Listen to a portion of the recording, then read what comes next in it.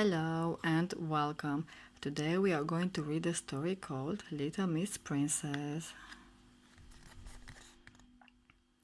Little Miss Princess' father was a king and her mother was a queen, which, as I am sure you know, meant that Little Miss Princess was a princess.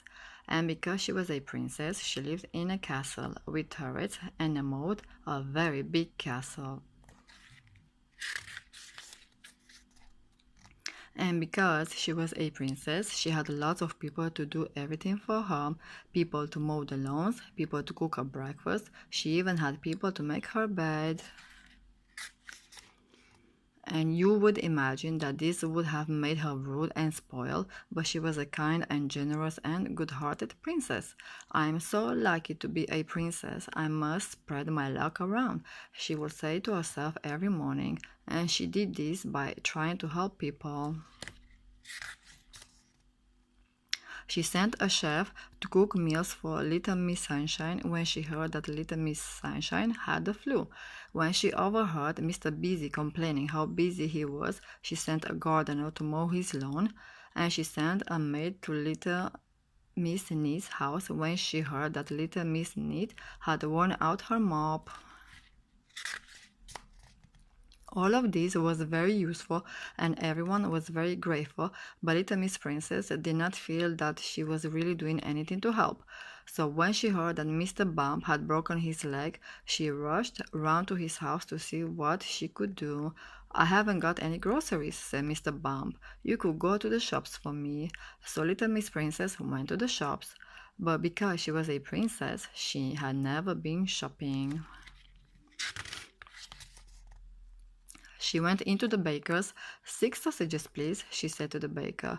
"We don't have any sausages," said the baker. She went into the butcher and asked for the peas. "We don't have any peas," said the butcher.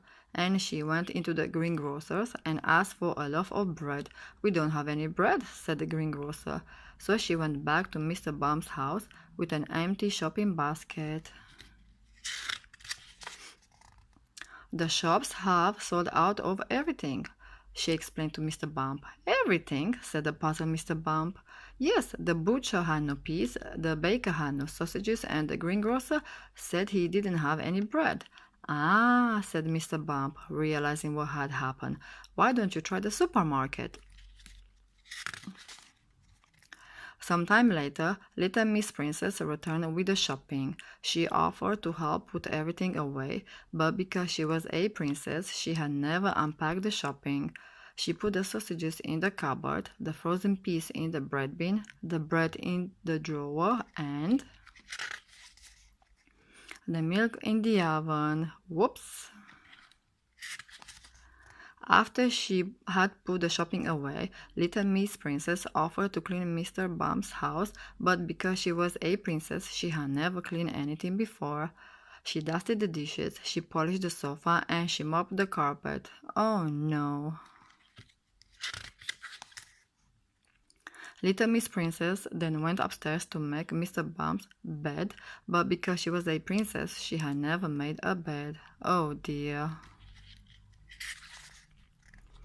Little Miss Princess then offered to cook supper for Mr. Bump, but because she was a princess, she had never cooked a meal before. For supper, they had burnt sausages with burnt potatoes. She even burned the peas. "Oh dear," said the Little Miss Princess, throwing the burnt meal away. "I'm just no good at anything." "Oh, I wouldn't say that," said Mr. Bump. "I'm sure you are good at all sorts of things." "Like what?" sniffed Little Miss Princess. "I know," said Mr. Bump. "Why don't you ring for a pizza?" "What will that prove?" asked Little Miss Princess. "Well," said Mr. Bump, "you are very good at giving orders." The end. Thank you for watching. I hope you enjoyed the story. Goodbye.